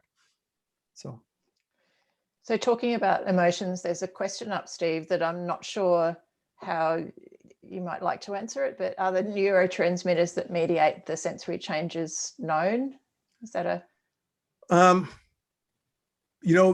want to bet that there's more known about them than I know. If you want, you can look at because most of the research has been done. A lot of the stuff has been done in human beings, and you can go to the Force Science Institute, and they'll have some of their research on that and some of the animal studies that it will underlie it also. But you can look at the flip side of the work of Jaak Panksepp at Washington State University, a neuroscience scientist there, who, if I love the guy, I got lucky that I got to, share a stage with him at one of the Art and Science of Animal Training conferences down in Denton at the time. Actually, that was in Denton that year. And his thing that he coined the term the seeker circuit is a boon. Every working dog trainer that really understands the driven, crazy dogs that just got to work. If not, they're just going to make themselves a pain in everybody's neck. Those are the dogs where that seeker circuit is well tuned, well oiled, and going all the time. And it doesn't satiate the same way food does. They'll work themselves to death. And if you take a look at, Chaser, for example, the border collie that learned thousands of commands, thousands of different words and their meaning attached to objects and behaviors. That work was done with play as a reinforcer, because that seeker circuit piece was there, and it just for some dogs it doesn't satiate, and those are the ones you try and hardest for work. But I digress. The flip side of that, those dogs that are like that they'll crawl 10 miles across crushed glass, because their system in search of something turns off those pain receptors. They'll get hurt and they don't even know it. Not until after the session's over that you see them limping. And Chaser was one of those dogs that happened to. That's fascinating. And Jaak Panksepp is one of my absolute heroes. I'm sorry that I never got to meet him. I listened to his podcasts and I've read his books. So Sweet dude. I think, amazing. I think, so you're talking about that seeking circuit, and it's the circuit that gets you out of the door. It gets you looking at things. It's the most positive circuit. And there's a theory that when people are depressed and when animals are depressed, it's because that seeking circuit is down regulated. It's just not working. So you don't want to even get out of bed. Right. Yeah. Yep. That's very interesting. There's a lot known about the neuroscience, but again, very complicated. And a lot of it actually comes from lab-based experiments, because there's a limit to what we can do in whole animals. But certainly it's the balance between all of those systems. So the amygdala is really important in the fear response and in learning. But the other important thing for dog trainers to know, I think, I've got coffee just coming. The other important thing for dog trainers to know is that circuit is really, thank you very much. I'm jealous of the people who are drinking wine, but 8:30 a.m. was way too early to start drinking wine. That all of those circuits. The sun is over the yardarm here. So you get, we're on the same call, so you get to do it because it's that way here. So. I'll agree with that.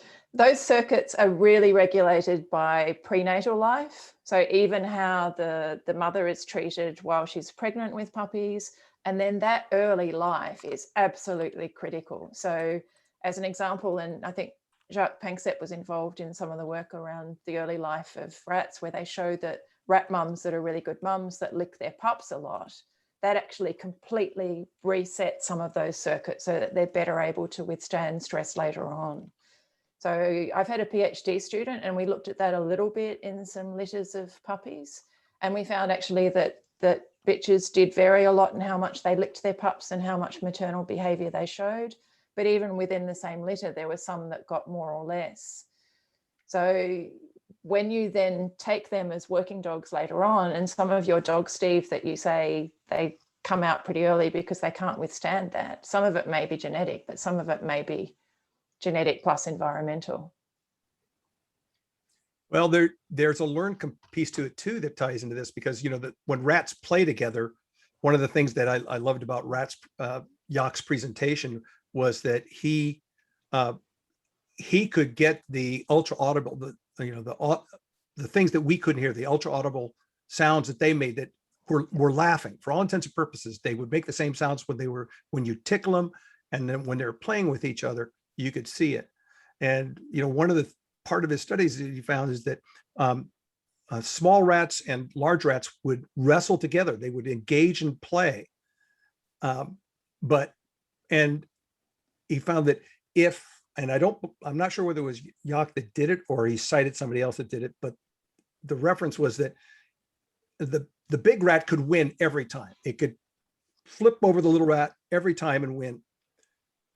But if it just consistently did that, the little rat would opt out and wouldn't play anymore. But if the little rat got to win one time out of 3, it would stay in and it would continue playing, even though it lost twice as often as it won. So that if you roughly maintain that 1-in-3 ratio, you kept it up. And so I took that to heart, and I try and set up challenges for our dogs, maybe not where they fail, but where it's really, really hard. And then every once in a while, there's one that looks like it's hard and then they just blow through it. And they just go, wow, look at me, I'm king. But that's because I'm trying to see if I can build that same thing into them. I've got a young dog we're working with right now, just imported from Europe. That's there are pieces of him that are marvelous, but there are other pieces where he's like, yeah, I don't know if I want to work that hard. Well, is that part of his genetics? Or is that just because he hasn't been shown how cool it is? And pardon my anthropomorphism, applied behavior analysis people, but understand that he hasn't been shown yet how cool it is to meet a challenge and then come out on top. And that's what I want to build. And that's what I try to instill in.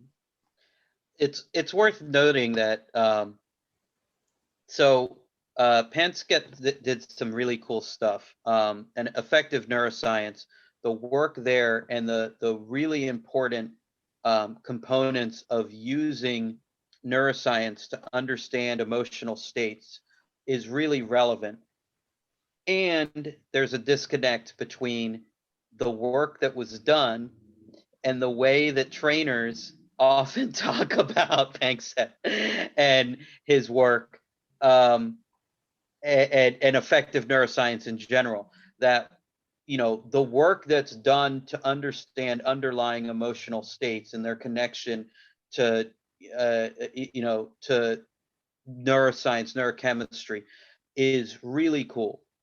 And it also does not then justify you saying, and this is why my dog did this because he's angry. So that and when that person then gets said, well, how do you know your dog's angry? And then they go, well, Panksepp, and they throw that, and it's like, no, that's not that's the disconnect that we need to be clear on, where we're making the correct, where we're connecting the dots necessarily correctly or not. So Barbara had mentioned Joe Lang's recent article in Operance Magazine talking about using a contingency analysis for understanding emotions, which is also really cool. There's a lot of really cool stuff to be done here, and really relevant, again, trying to tie this back to working dogs, understanding some of this is a term that has always carried a lot of baggage, but the idea of drives, it's also a term that's fallen out of favor. But understanding underlying mechanisms, both proximate and ultimate mechanisms, what that means. I mean, one of the things I've always been critical of for behavior analysis in general, well, I should say modern behavior analysis, because Skinner himself spent quite a lot of time. In fact, I would argue that a significant amount of this time post 1980 was spent trying to talk about selection and aspects of phylogeny and how it relates to behavior. He was trying to tie those connections together, and a lot of behavior analysts have tended to pay less attention to that. So there are relevant components of ethology that I'm often critical of. And while the term, and I'm not a big fan of the term itself, and it's fallen out of favor of talking about drives, there are still underlying mechanisms that we need to understand and how that's relevant to what happens to behavior. So that's all I got in respect to that. But I just wanted to make it clear that there is some disconnect at times with how the science is talked about in relation to this, and then how people use that science to back up arguments that they may not necessarily be appropriate for backing up.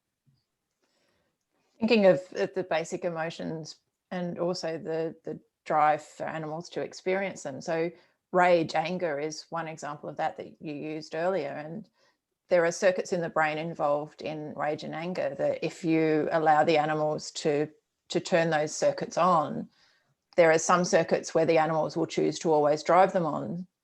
So that might be the predatory play, the things that animals really enjoy doing. But there's also a rage circuit that animals will not want to switch on.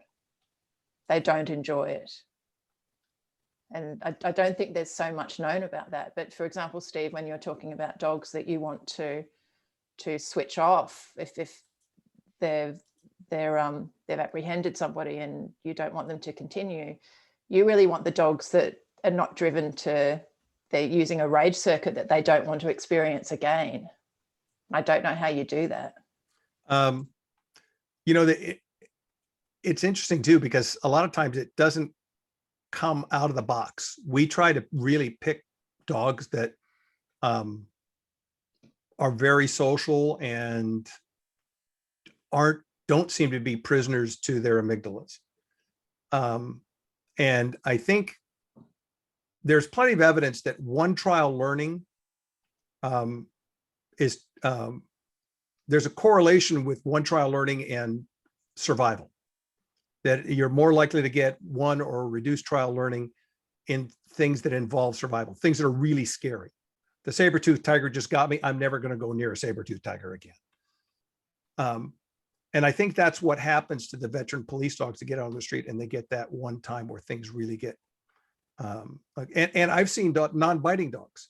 There are bloodhound handlers who their dogs lead police teams to where a suspect is. That dog's not there to bite anybody, but all of a sudden a gunfight ensues. And next thing you know, that dog is saying, yeah, I'm done. I'm not going back out there and doing that anymore. You put me in a different context, I'll track all day long, but I'm not doing that anymore, period. So I think there's a piece of that. And for some dogs, it goes into avoidance. And for other dogs, it is, okay, best defense is good offense. And, and again, that may be anthropomorphic. That may be just a story I'm telling myself. But I've seen it enough times that I believe that there is a learning component that's in there, and that it happens with very few trials. I can stack trials on top of it. And I'm a firm believer, don't get me wrong, I'm a firm believer that when most of these problems pop up, the solution to pollution is dilution. That if I can dilute an adverse event with with an appetitive reinforcement history, I can diminish its impact. I believe that.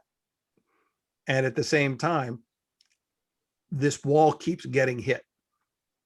And it's not just by me, it's by other positive trainers. I'm lucky. There was a time when there weren't many of us out there. Now there's getting to be more and more people that are training primarily with positive reinforcement in the law enforcement community.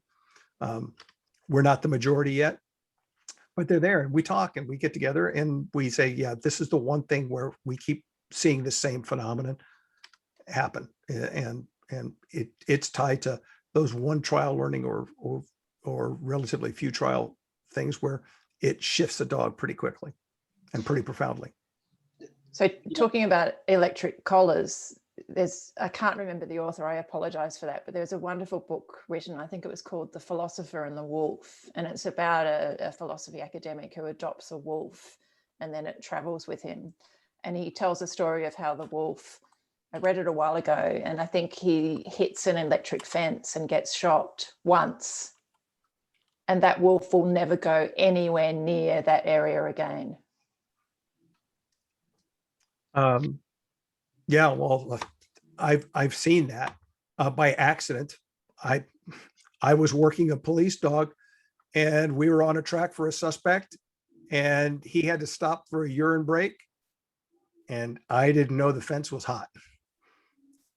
He stopped, the stream hit it, he jolted back about 2 feet, and let me tell you, if he tracked anywhere near one of those or was walking anywhere near it, he would steer a wide berth for the rest of the time that dog was alive. One trial. Not going to do that again. There's some cool stuff in the research with this. It's actually multi-species. It's been done across, and ethologists did a lot of really cool stuff with it in terms of taste aversion. And so there's stuff to be said in terms of empirical evidence for this idea of different that I should say this flies in the face a bit to this idea of general process learning at some level, and then also provides support in other ways. So there's interesting stuff along those lines, but I won't get into that's a different rabbit hole. The important point is that yeah, there are different events, there are different types of stimuli, and there are important species relevant reasons, evolutionary mechanisms involved that make certain things, often therefore related to survival, really relevant for needing to be learned much quicker than other types of things. And taste aversion is one of those primary examples where you just get boom. It's like one event that mentioning the one trial learning kind of concept. One event and you get that learning really quick. So that's there's plenty of research to back up this kind of idea that different types of stimuli, different types of events are learned differently, particularly as they're relevant to survival. An important part with this though too, Steve, and this is something that usually when we're talking about this kind of stuff, you offer, when you offer anecdote, you offer it as a guidepost, which I think is really important, rather than, hey, this is what I know because I did this. It's, this is what I've seen. So this is probably relevant, or this is something we should be looking at, which is the kind of stuff that really helps guide science. It's when I talk about anecdote, I don't like to say, oh, it's just anecdote necessarily. I like to be skeptical of anecdote, but I'm skeptical of everything. That's just part of being a scientist. That said, anecdote is a great starting place for getting to and formulating empirical questions, and also helping guide where the research goes from there. So that's why I say they're really, it's really important as guideposts. And I think, Steve, you do a really wonderful job of providing that kind of information, of saying, hey, have we thought about this? Should we look at this? Rather than saying, and this is the answer, and I know this because I've been doing this for this long, which I tend to steer away from when I see that instead. Well, if there's anything about that, there's a name that probably none of you, very few of you, if any of you know, a guy by the name of Stephen McKenzie. He just recently passed away. He was a professor at the State University of New York at Cobleskill.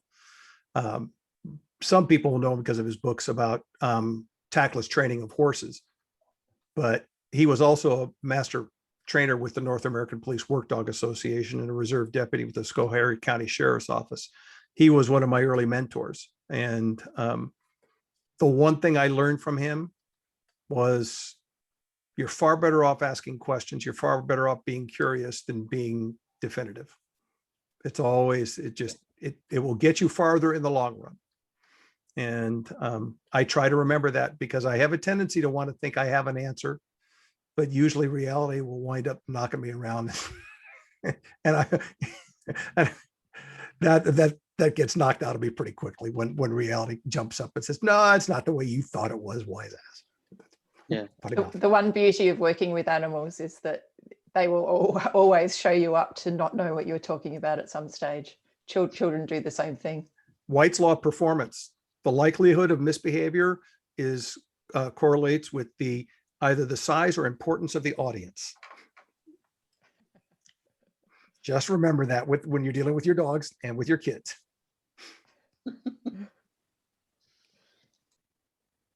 We didn't get to chains and chaining and chain That's schedules. what I was just gonna say, that we've covered a lot. I mean, we've spent a lot of time on talking about relevance of science, the lab, controlled settings, and where that applies, how that translates into field work, how both of those should be feeding into each other, which I think is the ideal situation. We've spent a bit of time talking about stimulus control.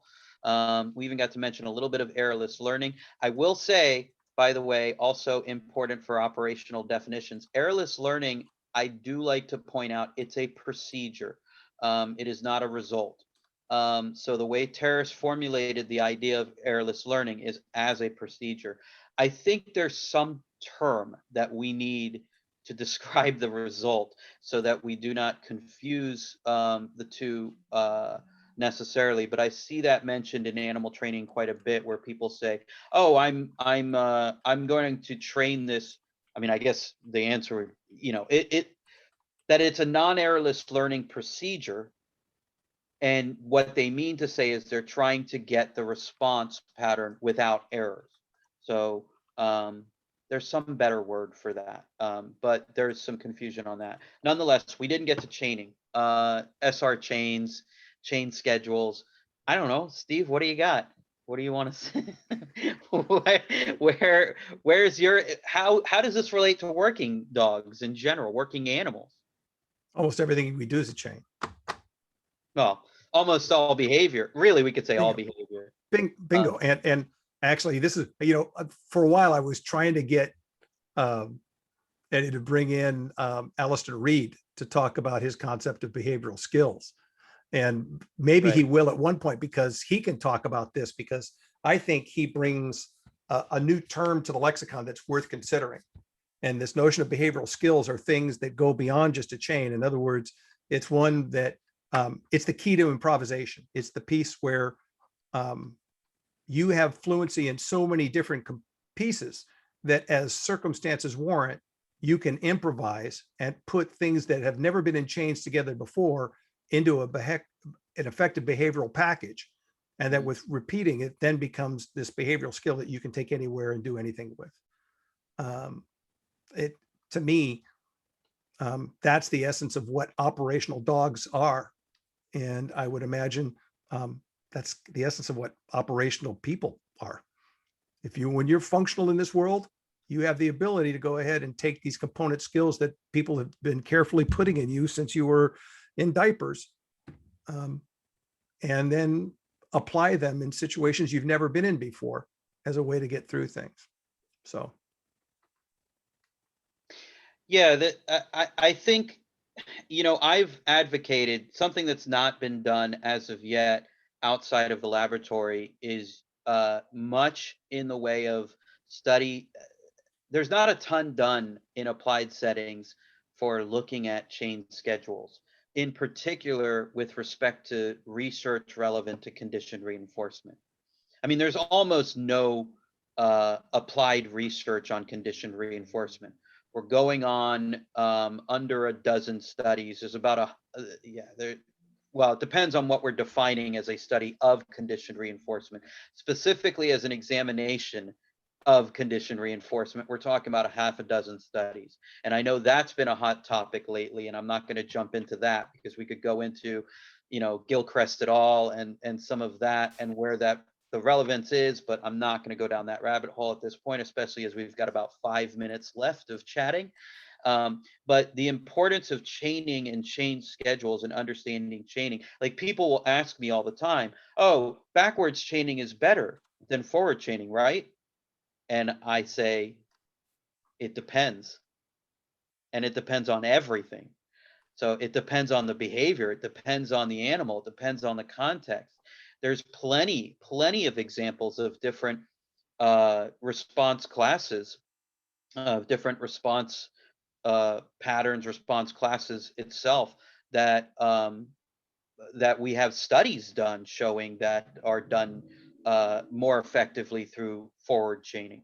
So, but I don't know how that applies necessarily to working dog stuff. And so if we're talking about, sure, we can talk chaining as it's always occurring, but where is the application of using things like forward or backward chaining for work, for detection work, for both of you? You get to go first this time, Susan. Neener. Oh, this is showing my distractibility now, because I was actually typing in at the same time and looking at the chat and half listening. And I'm an anecdotal case of one that where you're doing two things at the same time, you don't hear all of it. So can you ask me a quick question? What was it? Yeah, So- just in terms of the use of chains for detection work. So if you're using any form of backward or forward chaining as a procedure itself. This goes straight to Steve, because I'm not doing the day-to-day training. Well, I will just say that having worked with, thousands of detector dogs over the course of the past 46 years, the one thing I will say is when things go wonky, it's usually because the terminal end of the chain isn't solid enough to sustain the rest of the chain. So in the search, locate, report 3 behavior chain, it's usually the report isn't solid enough. And so those dogs that don't really get it, that's where it falls apart. If you build the report so it's so solid, they'll do it in the midst of the world falling down around their ears. And then they learn that really pays high, that, wow, I get paid lavishly for staying with this odor while the world is falling down around my ears. Then they're pretty highly motivated to locate it. Locates that, that concentration of odor that says they get to report. And then they're consequently highly motivated to search. Build that report behavior, and then the rest of it goes. So in that case, I'm a back chaining kind of guy. I don't know what to tell you. So in back chaining, Steve, how do you stop animals from then, I may not be phrasing that right. I'll try and just ask, how do you stop animals from trying to get to the jackpot before they do the other things that they might need to do, and cheating, trying to get a reward when they haven't done it? You do everything you can to tempt them to do it. And then you tempt them with everything under the sun, and nothing pays except the odor. Period. And if you want a great example, I don't train the same way he does, but probably the best videos in the world out there right now are the ones that Randy Hare has for his system of teaching detector dogs, where his dogs will work for a tennis ball on a string. So you can have a tug game with it. So it's about the game. It's not about possessing the ball. It's about the game the ball represents. And you can take those dogs and put them out searching for something. And when they get to odor, you can walk on top of them and dump a laundry hamper full of tennis balls on top of them, and they will not leave the odor. They will stay right there. And he's got videos out there. If you search for Randy Hare, like a rabbit, long-eared rodentia, you will find videos of his work doing that. And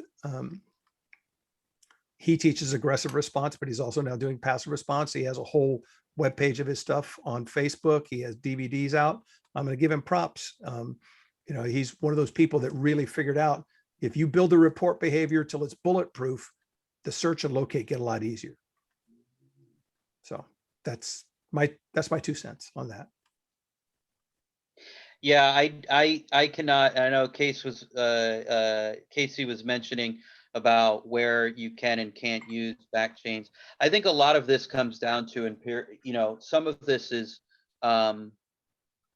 these are empirical questions worth asking, and I don't think that this is why I was mentioning there's almost no research on chaining outside of the laboratory.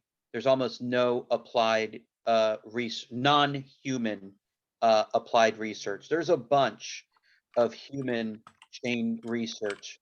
In fact, when I provide people with examples of where forward versus backward chains have been effective or more effective, and vice versa, it almost always comes from the human literature, because there's just nothing in applied settings, or virtually nothing with animals.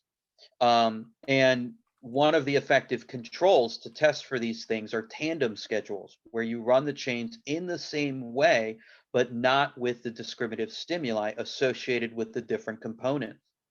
Now that works when you're talking about a homogeneous response. So, it's all the same, boom, boom, boom. Doesn't quite work for different responses, since there's already a natural discriminative stimulus and conditioned reinforcer involved for the different components, which is that you get to change the behavior. But nonetheless, we need more studies on this topic. And I think that's very true also for scent work. So scent work is actually probably one of the really great settings for doing so much cool applied chaining research. So I got some ideas. I don't know. That might be something that we talk more about at some point, Steve. Well, Casey in the chat brings up a good point about there are some behaviors where you just can't really teach them without a front chaining approach. You can't teach a dog to get out of the crate until you teach to get into the crate, kind of a thing. You could probably wait for it to spontaneously go in the crate for a long time, and you might try and capture it coming out. But really, if you want to be efficient, effective with your training, you're going to use a front chained approach with that. Go in, go out, go in, go out. And, I'm sure there are other circumstances that you can come up with that where there are studies to support the efficacy. And I'd love to see more of it, because I think the notion of back chaining being the only way to go has taken a hold of the civilian dog training community in a way that probably isn't warranted. I think we could benefit from seeing there are reasons to look at this in more than one way. And if nothing else, you're putting more tools in your toolbox at a bare minimum if you get this information. My answer is always going to be, we need more research. That's always going to be my answer. So says the guy who researches for a living, and it's not like that's job security or anything. No, right? Right. So yeah. So any final comments? We're hitting the end here. So any final thoughts, final comments? I don't have any. I already just said mine, which is we need more research. Steve, I could have listened to you all day. That was fantastic. Thank you. Well, this was a joy actually getting to talk with both of you. I really enjoyed it. And I appreciate the comments from everybody out there who hung in there with us for these 2 hours that we've been doing this. And it's cool because I'm looking through this. I flip through the pages periodically and I see old friends and people that I've cyber known for years. So it's really cool. A couple of them that I can remember absolutely crazy dance parties in Australia at the conference and things like that. So this is a really cool opportunity, and I'm grateful for Eddie for setting it up. And and if anything, everybody just stay curious. That's the only thing I got to say is just stay curious. Yeah. No, I think that's a great final note. We will make this video available. Yeah, thank you everybody for showing up. I'll make the video available. I'll put in a couple references here and there. So Susan, Steve, if you have any or anybody has any suggestions, you can send me a message on Facebook or email me some of that. You'll get an update for the video in general out there. So other than that, thank you everybody for showing up. And Steve and Susan will hang out for a second, I guess, afterwards. I'm going to stop recording, and thanks again.